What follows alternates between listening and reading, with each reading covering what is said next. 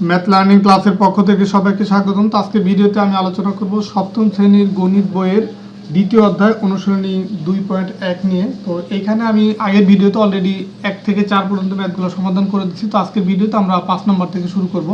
তো আজকের এই ম্যাথগুলো শুরু করার আগে সবার প্রতি রিকোয়েস্ট থাকবে, যারা আমার চ্যানেলটা এখনো সাবস্ক্রাইব করেন নাই আমার চ্যানেলটা সাবস্ক্রাইব করে ফেলেন।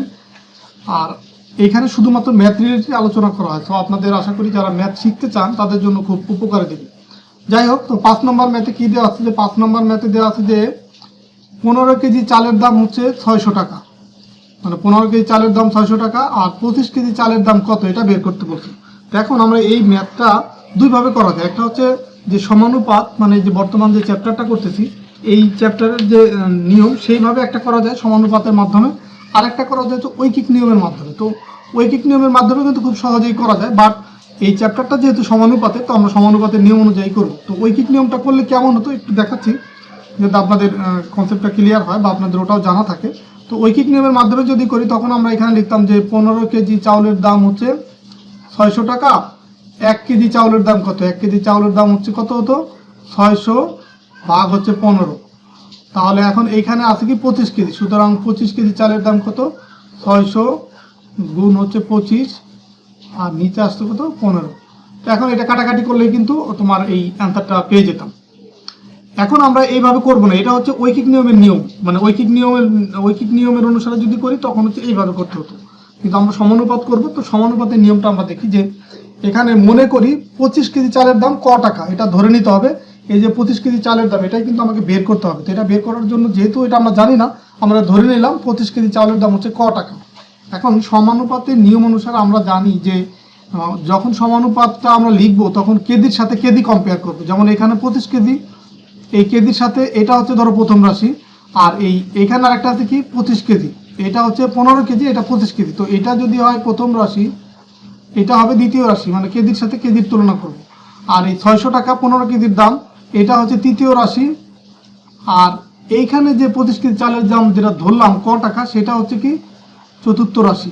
তো এখন আমরা সমানুপাতের যে সূত্র যে সেটা আমরা লিখবো, যে এটা মনে করে এটা লিখলাম, আর মাঝখানের যে লাইনটা না লিখলেও সমস্যা নেই, এই লাইনের দরকার নেই। এখন সুতরাং চালের পরিমাণের অনুপাত ইকুয়াল হচ্ছে চালের দামের অনুপাত, মানে এক পাশে হচ্ছে পরিমাণ মানে কেজির সাথে কেজি রাখবো, আর দাম মানে টাকার সাথে টাকা রাখবো। এখন চালের পরিমাণ মানে কি, এই 15 অনুপাত হচ্ছে 25, মানে এই প্রথম রাশি অনুপাত দ্বিতীয় রাশি মানে কেজির সাথে কেজি।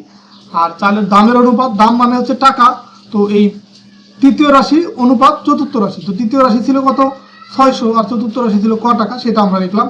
তো এখন এই অনুপাত মানে হচ্ছে আমরা জানি ভাগ, যেমন এই 15 অনুপাত 25, তার মানে 15 ভাগ 25 লেখা যায়। আর 600 অনুপাত ক, তার মানে এটাকে আমরা লিখতে পারি 600 বাই হচ্ছে ক, এটা লিখবো। দেন হচ্ছে এখন আমরা এই যে আড়াআড়ি গুণ করবো, যে এই বরাবর গুণ করব, আবার এই বরাবর গুণ করব। তো যেহেতু আমরা কর মানটাই বের করব, তো 15 আর ক গুণ, এটা আমরা আগে লিখলাম যে 15 গুণ ক ইকুয়াল হচ্ছে 600 গুণ 25 লিখলাম। দেন যেহেতু আমরা কর মানটা আমরা বের করব, সো কটা ঠিক রেখে এই 15 তখন এই ডান পাশে নিচে এসে যে এইখানে চলে আসবে, এইখানে দাগ দিয়ে 15 হবে, যেটা যে পরের লাইনে লেখা হচ্ছে যে 600 গুণ 25 বাই হচ্ছে 15। তো 15টা কেন নিচে হলো, যে যখনই ডান পাশ থেকে কোনো মান বাম পাশে যাবে, তো সেটা যদি যোগ বিয়োগের ক্ষেত্রে হয় প্লাস থাকলে ডান পাশে গেলে মাইনাস হয়, আর যদি যোগ বিয়োগ না থেকে গুণ আকারে থাকে তখন এই ডান পাশে গেলে সেটা নিচে হয়, বা নিচে থাকলে এই পাশে আসলে সেটা গুণ হয়। তো যাই হোক, এখন গুণ আকারে ছিল কর সাথে, এটা যেহেতু ডান পাশে আসবে তার মানে এটা নিচে হবে। তো এখন এটা যদি আমরা কাটাকাটি করি, কাটাকাটি করলে আমরা পাবো হচ্ছে 1000। এই যে দেখো, যে এটাকে যদি আমরা 5 দিয়ে কাটি, এটা যায় 3 বার, এটাকে 5 দিয়ে কাটলে হয় 5 বার। এখন 3 আবার 600-র ভিতরে যায় হচ্ছে তোমার কতবার 200 বার। তো 200 আর 5 গুণ করলে হয় 1000, তার মানে এই 25 কেজি চালের দাম 1000 টাকা। এটাই হচ্ছে তোমার এই 5 নম্বর ম্যাথের অ্যান্সার। তো এরপর আমরা 6 নম্বর ম্যাথে যাই। 6 নম্বর ম্যাথে কি বলছে, যে একটা গার্মেন্টস ফ্যাক্টরিতে দৈনিক 550টি শার্ট তৈরি হয়। দৈনিক 550টি শার্ট তৈরি করা ওই ফ্যাক্টরিতে একই হারে এক সপ্তাহে কতটি শার্ট তৈরি করা। এখন দেখো, এই যে দৈনিক শব্দটার অর্থ হচ্ছে একদিন, দৈনিক শব্দটার অর্থ হচ্ছে একদিন, মানে একদিনে তৈরি হয় 550টি শার্ট। আর ওই ফ্যাক্টরিতে একই হারে এক সপ্তাহ মানে হচ্ছে 7 দিন। তো 7 দিনে কতটি শার্ট তৈরি করতে হয়। তো এখন আমরা আগেরটার মতোই এই যে ধরে নিব যে তোমার এই মনে করি 7 দিনের 60-এর 7, আচ্ছা 7 দিন লেখার আগে এটা আমি আগে লিখে নেই যে আমরা জানি এক সপ্তাহ ইকুয়াল হচ্ছে 7 দিন, এটা আমরা জানি। আর দৈনিক মানে একদিন, এটাও আমরা জানি। চাইলে এটাও লিখতে পারো যে আমরা জানি দৈনিক মানে হচ্ছে একদিন আর এক সপ্তাহ ইকুয়াল হচ্ছে 7 দিন, এটা আমরা লিখলাম। আর এই যে প্রথম যে 2 লাইন, এটা তোমার লেখার দরকার নেই, লিখবে যে আমরা জানি, একবার লিখবো আমরা জানি এক সপ্তাহ ইকুয়াল 7 দিন আর দৈনিক ইকুয়াল একদিন। তো এখন এইখানে যে একদিন যেটা, এটা হচ্ছে তোমার প্রথম রাশি, আর এই 7 দিন যেটা, এটা হচ্ছে দ্বিতীয় রাশি। আর তৃতীয় রাশি হচ্ছে এই টি শার্টের পরিমাণ, এটা হচ্ছে তৃতীয় রাশি। আর এই 7 দিনের যে কতটি টি শার্ট তৈরি হবে, সেটা হবে চতুর্থ রাশি। তো চতুর্থ রাশি হবে ক, যে আমরা মনে করি 7 দিনে শার্ট তৈরি করে ক, মানে এতটি, তার মানে এটা হচ্ছে তোমার চতুর্থ রাশি। এখন আমরা সমানুপাতের সূত্র থেকে কি জানি যে প্রথম রাশি অনুপাত দ্বিতীয় রাশি সমান সমান তৃতীয় রাশি অনুপাত চতুর্থ রাশি, এটা কিন্তু আমরা জানি। তার মানে এখন প্রথম রাশি কোনটা? প্রথম রাশি ছিল একদিন, তো 1, আর দ্বিতীয় রাশি ছিল কি, এই যে দিনের সাথে দিন মানে 7 দিন, 1 অনুপাত 7। আর তৃতীয় রাশি ছিল 550টি, সেই 550 অনুপাত হচ্ছে ক। তো এই যে রাশি কোনটা প্রথম হবে কোনটা দ্বিতীয় হবে, সেটা বোঝার নিয়ম হচ্ছে তোমার যতগুলি মান থাকবে প্রথম মানটা হবে প্রথম রাশি, আর এইটার সাথে যে ইউনিট থাকবে, যা একক থাকবে, যেমন এটা আছে দিন, তো এই দিনের সাথে দিন মিলিয়ে যেটা হবে সেটা হবে দ্বিতীয় রাশি। এরপরে আবার যে মানগুলো থাকবে তার দ্বিতীয় মানটা হবে তৃতীয় রাশি, আর যেটা আমরা লাস্টের যে মান সেটা হবে চতুর্থ রাশি। তো এইভাবে করে আমরা প্রথম দ্বিতীয় তৃতীয় এইভাবে ধরতে পারি, ধরে এই অনুপাতটা লিখবো, বা সহজে মনে রাখতে পারি যে দিনের সাথে দিন, আর মানে একই ইউনিটগুলা একই পাশে থাকবে, বাম পাশে থাকবে, আবার ডান পাশের ইউনিটগুলো একই রকম থাকবে। তো এই কারণে দিনের সাথে দিন, আর এটা হচ্ছে পরিমাণের সাথে পরিমাণ। তো সেমভাবে 1/7 লিখলাম, যেহেতু অনুপাত মানে হচ্ছে ভাগ, 550 ক এটা লিখলাম। এখন ক যেহেতু বের করবে, 1 এর সাথে এটা গুণ করলাম আর 7 সাথে এটা গুণ করলাম, তো 550 গুণ 7। এখন ক যেহেতু বের করব, তার মানে 1 নিচে যাবে, আর 1 নিচে দেয়া না দেয়া সমান কথা, তার মানে 550 এর 7 দিয়ে গুণ করলে যেতে হবে 3850। এটাই হচ্ছে তোমার এই 6 নম্বর ম্যাথের অ্যান্সার। আশা করি এটাও বুঝতে পারছো। এখন আমরা 7 নম্বর ম্যাথে যাব, যে কবির সাহেবের 3 পুত্রের বয়স যথাক্রমে, ধরো কবির সাহেবের 3 জন ছেলে বা পুত্র, তো 3 পুত্রের বয়স হচ্ছে প্রথম জনের হচ্ছে 5 বছর, দ্বিতীয় জনের 7 বছর, তৃতীয় জনের 9 বছর। এখন তিনি 4200 টাকা 3 পুত্রকে তাদের বয়সের অনুপাতে ভাগ করে দিবে। বয়সের অনুপাত কি, যে প্রথম পুত্রের বয়সের বয়স হচ্ছে 5 অনুপাত দ্বিতীয় জনের হচ্ছে 7 অনুপাত তৃতীয় জনের হচ্ছে 9, তো এই 4200 টাকাকে এই অনুপাতে ভাগ করে দিবে। এখন সমাধান করার সময় লিখবো আগে যে যা যা দেওয়া ছিল, যে 3 পুত্রের বয়স যথাক্রমে 5 বছর, 7 বছর, 9 বছর। 3 পুত্রের বয়সের অনুপাত 5 অনুপাত 7 অনুপাত 9। এখন এই এরপরের যে লাইন, এটা তোমার দরকার নাই, এটা না দিলে অসুবিধা নাই, বা দেওয়াতে না দেওয়াই ভালো। তো প্রথমে আমরা লিখলাম তাদের বয়স কেমন আছে, দেন হচ্ছে সেটাকে অনুপাত আকারে লিখলাম। এখন এই যে 4200 টাকা, 4200 টাকাকে তাদেরকে ভাগ করে দিতে হবে বয়সের অনুপাতে। তো এই কারণে তোমার এই অনুপাতের যে রাশিগুলো মানগুলো আছে সেগুলো আমরা যোগ বের করতে হবে, যে অনুপাতের সংখ্যাগুলোর যোগফল, মানে 5 যোগ 7 যোগ 9 ইকুয়াল হচ্ছে 21, এটা পেলাম। এখন 4200 টাকা কি 21 ভাগ করার পরে 5 ভাগ পাবে হচ্ছে প্রথম সন্তান, প্রথম পুত্র, 7 ভাগ পাবে হচ্ছে দ্বিতীয় পুত্র, আর 9 ভাগ পাবে হচ্ছে তৃতীয় পুত্র।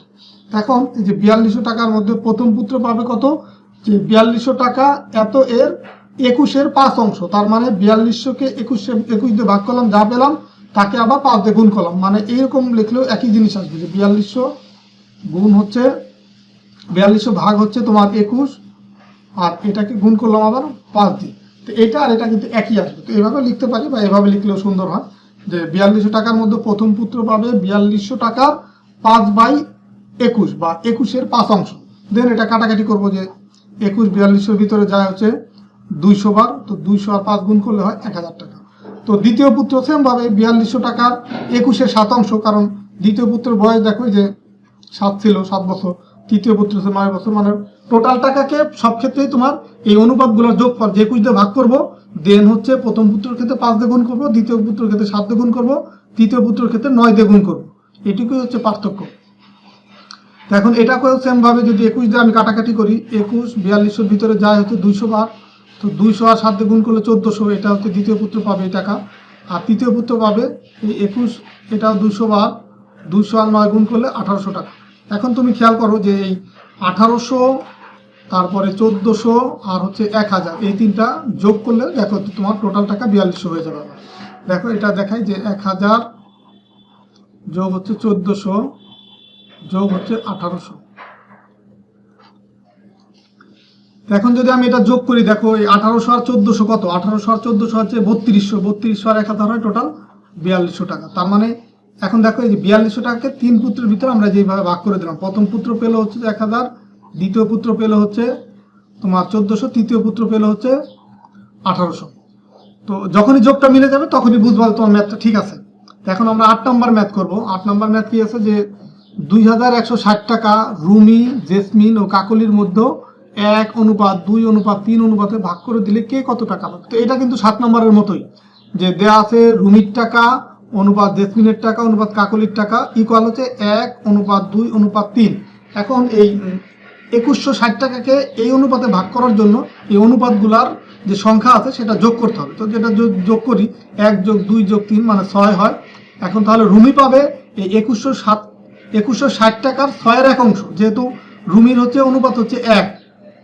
আবার খেয়াল করো এটা হচ্ছে 1 দিয়ে গুণ করলাম। আবার জেসমিন পাবে এই 2160 এত টাকার 6-এর 2 অংশ, যেহেতু এটার অনুপাত হচ্ছে 2, তার মানে 2 দিয়ে গুণ উপরে হবে 2, আবার এখানে হবে উপরে হবে 3। আর সবগুলোর ক্ষেত্রেই 2160 টাকাকে 6 দিয়ে ভাগ করতে হবে। 6 হচ্ছে অনুপাতগুলোর যোগফল। তো এখন এটা যদি আমরা কাটাকাটি করি, দেখো এই 6 যা এটার ভিতরে কতবার থাকে, 6 হচ্ছে 3 দিয়ে যদি 21কে ভাগ করে 18 বার থাকে হচ্ছে 3, আর 6 36, 36কে 6 দিয়ে ভাগ করলে 6 বার, আর এই শূন্যটা হলে 660। তো এই 660 অ্যান্সার। তো দেন এখানেও হবে এই 6 এটার ভিতরে যদি কাটাকাটি করি এই 360 হবে, 360 আর গুণ করলে হবে 720। তো সেমভাবে নিচেরটাও তোমার এই 360 3 দিয়ে গুণ করলে 1080। তো এটাই হচ্ছে তোমার এই অ্যান্সার, যে উত্তর হচ্ছে রুমি পাবে 360 টাকা, জেসমিন পাবে 720 টাকা, কাকলি পাবে 1880 টাকা। তো এটার ক্ষেত্রেও তুমি যদি এই 360, 720 আর 1080 যোগ করো, দেখবা যোগফল 2160 টাকায়, যে 2100 টোটাল যে টাকা সেই টাকার সাথে মিলে যাচ্ছে। তো আশা করি এটাও তোমরা বুঝতে পারছো। তো এরপর আমরা 9 নম্বর ম্যাথটা করবো, যে কিছু টাকা লাবিব, সামি ও সিয়ামের মধ্যে এই 5:4:2 অনুপাতে ভাগ করে দিতে হবে। তো এখন এই কিছু টাকা বলতে কি সেটা কিন্তু বলে নাই।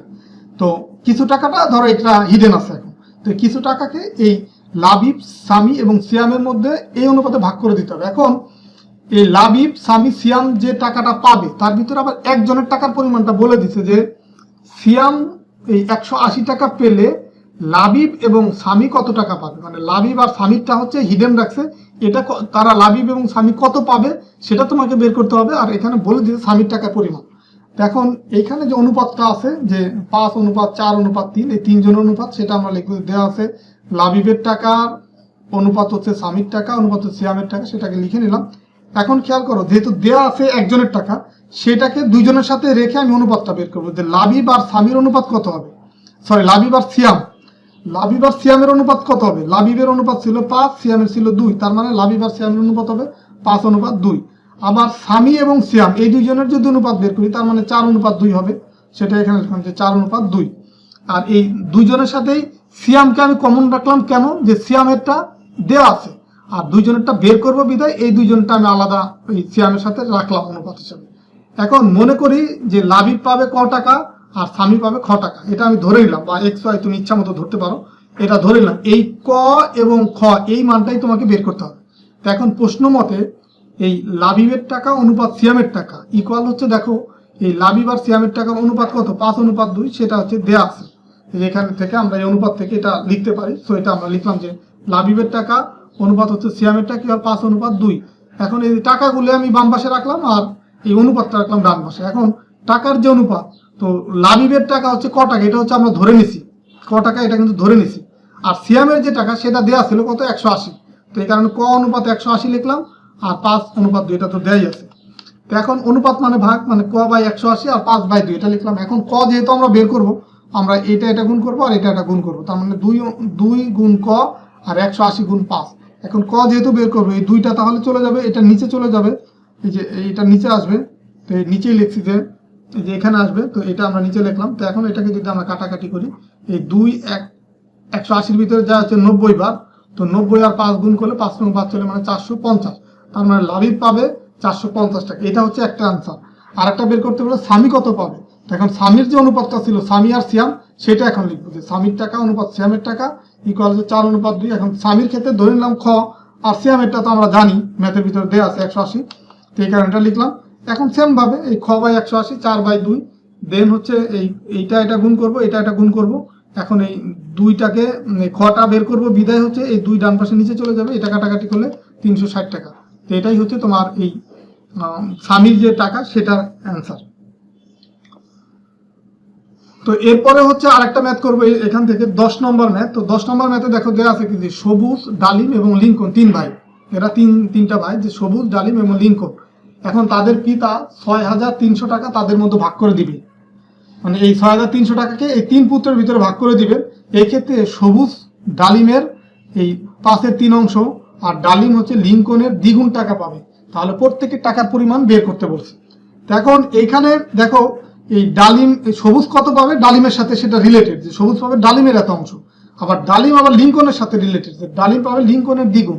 তার মানে আমি যদি লিঙ্কনের টাকার পরিমাণটা ধরে নেই তখন কিন্তু আমরা ডালিমেরটাও বের করতে পারবো, সবুজেরটাও বের করতে পারবো। এই কারণে আমরা ধরে নিলাম বা মনে করি লিঙ্কনের টাকা বা লিঙ্কন পায় ক টাকা, এটা ধরে নিলাম। তা লিঙ্কন যদি ক টাকা পায়, ডালিম পাবে লিঙ্কনের দ্বিগুণ যেহেতু, তার মানে ডালিম পাবে 2 ক টাকা। আর সবুজ পাবে আবার এই ডালিমের 5-এর 3 অংশ, তার মানে 2 ক এত এর 5-এর 3 অংশ।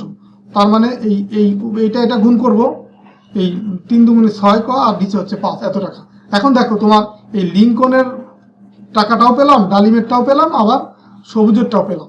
এখন আমরা এটা অনুপাত আকারে লিখবো যে সবুজের টাকা অনুপাত ডালিমের টাকা অনুপাত হচ্ছে লিঙ্কনের টাকা ইকুয়াল হচ্ছে এই 6 ক বাই 5 যেটা, দেন হচ্ছে অনুপাত 2 ক বা 2 ক অনুপাত হচ্ছে ক। এখন দেখো এই অনুপাতের 3টা মানের সাথেই ক আছে, তো আমরা সবগুলো মানকে এই অনুপাতের যে মানগুলো আছে সবগুলোকে আমি একই রাশি দিয়ে বা একই মান দিয়ে ভাগও করতে পারি, গুণও করতে পারি, সেই ক্ষেত্রে অনুপাতের কোনো চেঞ্জ হয় না। তো এখন সব জায়গায় যেহেতু ক আছে, কটাকে বাদ দেওয়ার জন্য আমরা ক দ্বারা ভাগ করলাম। ভাগ করলে এখন এই 6 ক বাই 5 এটাকে যদি ক দিয়ে ভাগ করি তো এই ক আর এই ক কাটা যাবে। আর 2 কে যদি আমরা ধরো এই 2 ক আছে এটাকে যদি ক দিয়ে ভাগ করি এটা কাটা যাবে, শুধু 2 থাকবে। আবার শুধু কে যদি ক দিয়ে ভাগ করি এটা কাটাকাটি যাবে, শুধু 1 থাকবে, আর এখানে থাকবে 2। তো দেখো তাই লিখছে এখানে, আর এখানে 6/5। তো এখন এটা প্রথমটা যেহেতু ভগ্নাংশ হিসেবে আছে, এই কারণে ভগ্নাংশটাকে বাদ দেওয়ার জন্য নিচের যে মান আছে এটাকে দিয়ে আবার গুণ করছে। মানে এটাও করা যায়, কিন্তু যে কোনো অনুপাতের মানকে একাধিক অনুপাতের মানকে তুমি যে কোনো একটা মান দিয়ে গুণও করতে পারো, ভাগও করতে পারো, সেই ক্ষেত্রে মানের কোনো পরিবর্তন হয় না। তো ক দিয়ে যেমন ভাগ করলাম মানের পরিবর্তন হলো না। আর এই ভগ্নাংশটাকে আমরা পূর্ণ সংখ্যা লেখার জন্য এই 5কে বাদ দেওয়ার জন্য 5 দিয়ে সবগুলোকে গুণ করবো। তো 5 দিয়ে যদি গুণ করি, ধরো এখানে যদি আছে 6/5, এটাকে যদি আমরা 5 দিয়ে গুণ করি তার মানে এই 5 আর এই 5 কাটাকাটি যাবে, থাকবে কিন্তু 6। তো সেই 6 এখানে, আর 2কে 5 দিয়ে গুণ করলে 10, 1কে 5 দিয়ে গুণ করলে 5, এটা লিখলাম। এখন অনুপাতের সংখ্যাগুলোর যোগফল মানে কি, এই যে 6 যোগ 10 যোগ 5 তার মানে কি 21। এখন এই যে 3 পুত্র যে টাকাটা পাবে সেটা আমরা এখন সহজে বের করতে পারবো। সবুজ পাবে 6300 টাকার এই 21-এর এই সবুজের অংশ কত, সবুজের অংশ ছিল 6, তার মানে এই 6300 টাকাকে আমরা 21 ভাগ করব। এই যে 3টা অনুপাতের যোগফল পেলাম 21, তার মানে 6300 টাকাকে 21 ভাগ করার পরে 6 ভাগ পাবে সবুজ, 10 ভাগ পাবে ডালিম, আর 5 ভাগ পাবে লিঙ্কন। তো এটা এইভাবে লিখছে যে সবুজ পাবে 6300 টাকা 21-এর 5 অংশ। তো এখন এটা কাটাকাটি যদি করি 21 63-এর ভিতরে যায় হচ্ছে 300 বার, তো 300 আর 6 গুণ করলে হয় হচ্ছে 300 1800। আবার ডালিম পাবে হচ্ছে 6300 টাকার 21-এর 10 ভাগ, তো এটাও সেম ভাবে কাটাকাটি করলে এখানে থাকবে হচ্ছে 300 আর 10 গুণ করলে হচ্ছে 3000। আর লিঙ্কন পাবে 6300-এর 21 ভাগের 5 ভাগ, তো এটাও কাটাকাটি করলে হবে 300 আর 5 গুণ করলে 1500 টাকা। তার মানে সবুজ পাবে 1800 টাকা, ডালিম পাবে 3000 টাকা, আর লিঙ্কন পাবে 1500 টাকা। এখন এই তিনটা যদি আমরা যোগ করি, এই 3000 আর 1500 4500 আর 1800 হয় 6300, মানে এই তিনটার যোগফল কিন্তু 6300 টাকাই হয়। তার মানে আমার অঙ্ক ঠিক আছে। তার মানে 6300 টাকাকে যদি আমরা 3 পুত্রের ভিতরে ভাগ করে দেই, সবুজ পাবে 1800, ডালিম পাবে 3000, আর লিঙ্কন পাবে 1500 টাকা। তো ঠিক আছে, সবাইকে ধন্যবাদ ভিডিওটা শুরু থেকে শেষ পর্যন্ত দেখার জন্য। আর এই টাইপের ম্যাথ আমি করে দিলাম, তোমরা হয়তো সবাই বুঝতে পারছো, কিন্তু তারপরেও আরও ক্লিয়ার হওয়ার জন্য এই ম্যাথগুলো তোমাদের নিজেদেরকে বাসায় প্র্যাকটিস করতে হবে। তো যত বেশি প্র্যাকটিস করবো তত কিন্তু এই ম্যাথগুলো তোমাদের কাছে সহজ মনে হবে বা পরীক্ষার খাতায় সঠিকভাবে লিখতে পারবে। বা অ্যান্সার করতে পারবো। তো ঠিক আছে, সবাই ভালো থাকো, সুস্থ থাকো। আর ভিডিওটা ভালো লাগলে তোমরা তোমাদের সহপাঠীদের সাথে শেয়ার করবা, আর ভিডিওতে কমেন্টস করে তোমাদের মতামত জানাবো। ওকে, আল্লাহ হাফেজ।